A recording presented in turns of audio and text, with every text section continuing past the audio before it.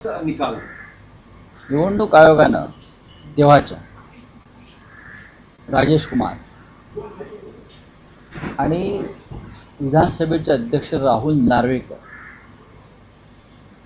यांनी आर्थिक आणि राजकीय दबावाखाली निर्णय घेतला. मी काय म्हणालो? आर्थिक आणि राजकीय दबावाखाली निर्णय घेतला.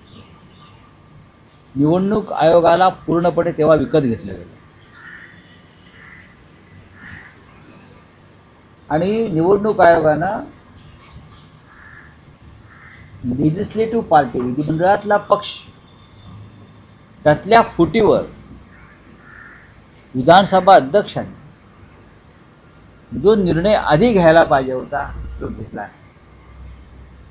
अधिकार त्यांना आहे. जेव्हा पहिला एक तुकडी मला वाटतं 13 जणांची सुरत जाणार आहे, त्या दिवशीच आम्ही अपात्रतेच्या कार्यवाही पूर्ण करण्यासंदर्भात आमचा आग्रह होता. तो निकाल लागला असता वेळेत, पण त्या निकालाची वाट न बघता निवडणूक आयोगानं पक्ष फुटीवरती शिक्कामोर्तब केलं विधिमंडळ पक्षाला, आणि पक्ष आणि चिन्ह हे मिंदे गटाला विकलं म्हणतो. यात खूप मोठा व्यवहार झाला. निवडणूक आयोग विकत घेतला. मिस्टर नार्वेकर जे आहेत, जे कपिल सिब्बल यांनी त्यांच्या चिंधड्या उडवल्या, म्हणजे वस्त्रहरण केलं. आता ते तिकडे हाफ चेड्डीवर फिरतात, एवढं वस्त्रहरण झालंय कुलाव्यात, बरं का, निर्वस्त्र केलं त्यांना. काय म्हणजे किती संविधानिक पदावर बसलेल्या व्यक्ती किती बोगस आहे, भ्रष्ट आहे. आणि मोदींच्या भाषेमध्ये बौद्धिक नक्षलवादी आहे. खरे बौद्धिक नक्षलवादी कोण आहेत? जे मोदींनी सांगितलं, निवडणूक आयोग हा बौद्धिक नक्षलवादी आहे. विधानसभेचे अध्यक्ष ज्याने बेकायदेशीर निर्णय दिला ते बौद्धिक नक्षलवादी आहे. ज्याने संविधान गाडून टाकलं ते बौद्धिक नक्षलवादी आहेत ना. त्याच्यामुळे कपिल सिब्बल यांनी सांगितलेलं आहे ते बरोबर आहे. तो निकाल आधी द्या की आपोआप पुढली गाडी सुरळीत होते. उत्तम युक्तिवाद, जबरदस्त युक्तिवाद आणि कायद्याला आणि संविधानाला धरून झालेला युक्तिवाद आहे. आणि कालच्या युक्तिवादानं अप्रत्यक्षपणे बौद्धिक नक्षलवादी कोण मोदी म्हणतात ते ही स्पष्ट झालं. आमच्या विधानसभेचे अध्यक्ष ज्याने विधिमंडळातली फूट ही पक्षातली फूट मानून निर्णय विकला, पक्ष विकला, हे बौद्धिक नक्षलवादी. आणि कोणत्याही नियमाचं पालन न करता निवडणूक आयोगाने तेव्हाच्या या विक्रीमध्ये सहभाग घेतला ते बौद्धिक नक्षलवादी. पण नार्वेकर म्हणतात कायदेशीररित्या नार्वेकर म्हणजे काय? डॉक्टर बाबासाहेब आंबेडकरांचे वारसदार आहेत का? नार्वेकर म्हणतात म्हणजे काय म्हणतात? जे नार्वेकर, तुम्ही नार्वेकरांचं ट्विटर हँडल बघा. विधानसभेचा अध्यक्ष हा पक्षपाती असू नये, कोणत्या पक्षाचा नसतो, हे जर आपण स्वीकारलं तर नार्वेकरांनी जी भाजपची नवीन राष्ट्रीय कार्यकारिणी प्रसिद्ध झालेली आहे ती त्यांच्या ट्विटर हँडलवर टाकून त्या कार्यकारिणीचं महान स्वागत केलेलं आहे. अशा नार्वेकरांविषयी तुम्ही मला काय सांगताय? आपण पक्षपाती आहात. आपण त्या पद्धतीने निर्णय घेतला आणि मी म्हणतो आर्थिक आणि राजकीय दबावाखाली. ह्याच्यामुळे जर कोणाला वाईट वाटायचं असेल आणि मला नोटीस वगैरे असेल तर मी नोटीस स्वीकारायला तयार. मी वारंवार सांगतो, आर्थिक आणि राजकीय दबावाखाली हे निर्णय विधानसभा अध्यक्षांनी आणि तेव्हाचे जे निवडणूक आयुक्त होते राजेश कुमार त्यांनी घेतले. पण राऊतसाहेब, एकनाथ शिंदे बैठकीत आपल्या सहकाऱ्यांना असं म्हणाले की आपलाच राजकीय विजय होणार आहे आणि अजून आपला युक्तिवाद बाकी आहे. नाही, हा राजकीय विजय म्हणजे काय असतं? राजकीय विजय या शब्दाचा अर्थ जर कोणी मला सांगितलाय, बघा, 3 गोष्टी ज्या आहेत. हे सरकार महाराष्ट्रातलं आणि देशात मिंदे म्हणतात न्यायालयामध्ये आपला राजकीय विजय होईल. ते न्यायालय शब्द तिने वापरला का मला माहीत नाही. आपला राजकीय विजय होईल. देवेंद्र फडणवीस म्हणतात सर्वोच्च न्यायालयातही तोच निकाल लागेल जो आधी लागला. बरोबर ना? आणि नरेंद्र मोदी असं म्हणतात की त्या गद्दारांना भेटल्यावर घाबरू नका, मी तुमच्या पाठीशी आहे. या तिन्ही स्टेटमेंट जर एकत्र केल्या त्यातून एकच अर्थ निघतो की ह्या सगळ्यांचा डाव जो आहे हा सुप्रीम कोर्टावर दबाव आणण्याचा आहे. या क्षणी कायदेशीर दृष्ट्या ते आत्ताच हरलेले आहेत. संविधानाचा विजय होईल. एकनाथ शिंदेच्या राजकीय विजयाचा आम्ही काय किंमत देत नाही बरं का. संविधानाचा विजय होईल, कायद्याचा विजय होईल आणि सुप्रीम कोर्टामध्ये न्यायाचा विजय होईल. त्यांचं हेही म्हणणं आहे. त्यांचं काय म्हणणं आहे म्हणजे कोण आहेत कोणते? अजून आपला युक्तिवाद बाकी आहे. अहो त्यांचा युक्तिवाद म्हणजे काय आहे? ते का रामशास्त्री आहेत का? हा, खोट्याचं खरंच करणार ना. ज्या पद्धतीनं आर्थिक आणि राजकीय दहशत निर्माण करून दबाव निर्माण करून निर्णय घेतला त्यांना असं वाटतं की ह्या वेळेला सुद्धा आम्ही ते करू शकू. पण त्यांचे वकील मनिंदर सिंग आहेत, त्यांनी यापूर्वी पक्षप्रमुख पद हेच चुकीचं आहे, बघा. ते असंविधानिक आहे असा युक्तिवाद केला होता. करू द्या ना. तेव्हा केला ना,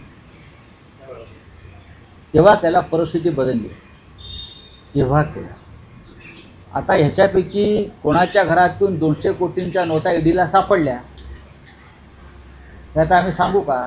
ते जे बोलतायत ना आता दिल्लीतल्या फार्म हाऊसमधून युक्तिवाद करणारे जे लोक आहेत आता, कोणाच्या घरातून 200 कोटीच्या नोटा सापडल्या, जप्त झाल्या, हा जरा तुम्ही अभ्यास करा, मग कळेल तुम्हाला की मी म्हणतोय ना आर्थिक आणि राजकीय दबाव. राजेश कुमारांपर्यंत आर्थिक व्यवहार झाला असा आरोप आहे तुमचा? 100%. मी आधी बोललो निवडणूक आयोग हा माझा संदर्भ आहे. निवडणूक आयोगानं तेव्हा आमची शिवसेना बाळासाहेब ठाकरेंची, हिंदू हृदय सम्राटांची आणि धनुष्यपणा विकला आणि हजारो कोटीचा व्यवहार झाला. त्याच्यामध्ये दलालीचं काम अमित शहानी केलं. हे मी ऑन रेकॉर्ड बोलतोय. हे अजिबात कापायचं नाही. परिणामांची जी काय आहे तयारी ती माझी आहे, भोगायला मी तयार आहे. त्याशिवाय इतका संविधानाचा खून करणारा निकाल कोणी देऊ शकत नाही, मोठं आमिष मिळाल्याशिवाय आणि मोठी धमकी मिळाल्याशिवाय. सर, एक विषय तुम्ही गेले अनेक दिवस सतत मांडतात, तो म्हणजे फडणवीस यांना दिल्लीत बोलावलं. आता एवढा महत्त्वाच्या विषयावर तुम्ही कशाला इतर विषयांवर? नाही, मुद्दा हा अत्यंत गंभीर विषयावरती आपण बोलतो. फडणवीसांनी त्यावर आपली भूमिका व्यक्त केलेली आहे की मी महाराष्ट्रातच राहणार, कोणी किती पतंग उडवा, काही करा, चर्चा करा. पण आता मिसेस फडणवीस असंही म्हणतायत की देवेंद्र फडणवीस हे महाराष्ट्राचे सेवक आहेत, त्यांना महाराष्ट्राची सेवा करू द्या, त्यांना का तुम्ही दिल्लीला पाठवता? नाही, आम्ही कुठे म्हणतो ते महाराष्ट्राचे सेवक नाहीत. ते महाराष्ट्राचे महान सेवक आहेत. या महान सेवकांना असं सांगितलं होतं की जोपर्यंत वेगळा विदर्भ होत नाही तोपर्यंत मी लग्न करणार नाही. असं या महान सेवकाचं वक्तव्य मला या क्षणी आठवत आहे. त्याच्यामुळे मी आमच्या वहिनीसाहेबांच्या भावना समजून घेऊ शकतो. पण शेवटी राष्ट्र महत्त्वाचं आहे ना. RSSसाठी, संघासाठी, भाजपसाठी राष्ट्र प्रथम आहे आणि मोदी प्रथम आहेत. जर मोदींची इच्छा आहे, जर राष्ट्राची हाक आहे, साध आहे, तर भले भले लोक यशवंतराव चव्हाणांपासून देशाच्या सेवेला गेले आहेत ना. महाराष्ट्र सेवेच्या पुढे राष्ट्रसेवा आहे. बाळासाहेब ठाकरे माननीय हिंदू हृदय सम्राट काय सांगायचे? आधी देश मग राज्य, ही आमची भूमिका. देशानं तर मला साथ घातली, ते म्हणजे देशासाठी प्राण. ही तर काय, प्राण अजिबात द्यायचे नाहीत. इकडल्या बंगल्यातून दिल्लीच्या बंगल्यात जायचं आहे, पुढे काय? पृथ्वीराज चव्हाण मोठ्या बंगला मिळेल, खूप मोठा बंगला मिळेल. त्याच्यामुळे हळूहळू वहिनी साहेबांनी मानसिकता तयार केली पाहिजे. पृथ्वीराज चव्हाण यांनी एक दावा केलाय 2014 साली राष्ट्रवादी काँग्रेसच्या आशीर्वादामुळे फडणवीस सरकार सत्तेत आलं. नाही, मला त्याच्याविषयी माहीत नाही. सगळे एकत्र ते सत्तेमध्ये होते. त्या खिचडीमध्ये कुठे आम्ही नव्हतो बरं का. आमची स्वीट डिश नंतर तयार झाली, खिचडी आधी होती. नाही रावसाहेब 2014च्या 2019च्या सत्ता स्थापनेची अनेकदा चर्चा होते.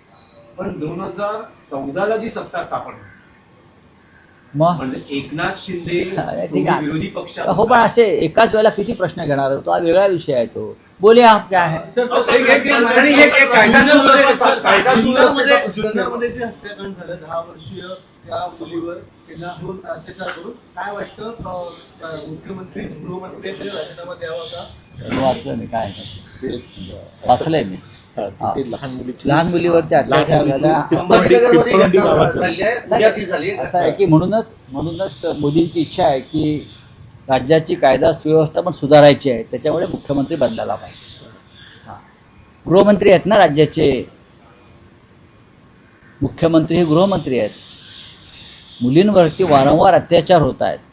मुलींवर संभाजीनगरचा आपण उल्लेख केला, पुण्यात त्या नसापूरचा काय तिकडला एक उल्लेख झाला, म्हणजे प्रकार घडला. जुन्नरचा काल मी वाचण्यात आलं माझ्या. लहान मुलींवरती हे नरभक्षक आणि नरराक्षक हां अत्याचार करून त्यांच्या हत्या करतायत. हा कायदा आणि सुव्यवस्थेचा विषय आहे. याविषयी सुद्धा वहिनी साहेबांनी बोलायला पाहिजे. किंवा महाराष्ट्राची जी सेवा सुरू आहे देवेंद्रजीकडून, त्या सेवेमध्ये या लहान मुलींचं रक्षण येत नाही का? लहान मुलींच्या अब्रूचं रक्षण त्या सेवेमध्ये मोडत नाही का? ह्याच्यावर जर त्यांनी काही व्यवस्था दिली विधानसभेच्या भाषेत तर महाराष्ट्र ऐकायला उत्सुक आहे. आणि मला असं वाटतं की या राज्याची कायदा व्यवस्था पूर्ण कोलमडली आहे. ती आता देवेंद्रजींच्या हातात राहिलेली नाही.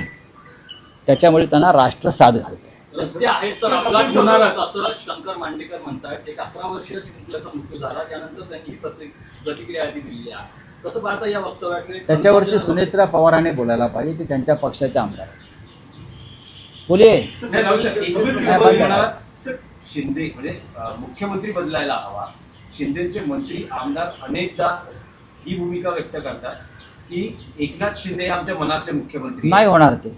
आणि आमच्याकडे जेव्हा संख्याबळ असेल तेव्हा आम्ही या मुख्यमंत्री पदावर दावा करू. हो, बरोबर आहे. ते कशावर दावा करू शकतात? त्यांची महत्त्वाकांक्षा एवढी आहे की उद्या ते दिल्लीत जाऊन प्रधानमंत्री पदावर पण दावा करू शकतात. प्रधानमंत्री पदावर दावा करू शकतात. एवढी त्यांची राक्षसी महत्त्वाकांक्षा. त्याच्यामुळे त्या महत्त्वाकांक्षेचं काय करायचं हे प्रधानमंत्री मोदी आणि अमित शहा पाहतात. नाही मग याला जोडून मुंडे साहेब ज्या वेळेला काँग्रेसमध्ये जाणार होते असं म्हणताय. कपिल सिब्बल ने का युक्तिवाद किया था, उसका क्या कहना है? और दूसरी बात कहा कि ये बेचा गया है, इसके बारे में बताइए. मैंने बार बार ये कहा है कि हमारे पार्टी और हमारे पार्टी सिंबल को बेचा गया है चुनाव आयोग की तरफ से, अमित शाह की तरफ से. बहुत बड़ा हजारों करोड़ का डील हो गया उस वक्त. और हमारी पार्टी और हमारा सिंबल धनुष्यबाण तीर कमान ये एकनाथ शिंदे को बेच दिया. लगभग 5,000 करोड़ का डील उस वक्त हुआ था. ये बहुत बड़ा पाप किया. संविधान से छेड़छाड़ की, कानून को तोड़ दिया, नियमों को तोड़ दिया. विधानसभा के अध्यक्ष राहुल नार्वेकर और वहाँ उस वक्त के चुनाव आयुक्त राजेश कुमार और अमित शाह, ये तीनों में डील हो गई. और एकनाथ शिंदे को हमारी पार्टी शिवसेना हिंदू हृदय साम्राज्य और उनका सिंबल धनुष्यबाण उनको बेच दिया.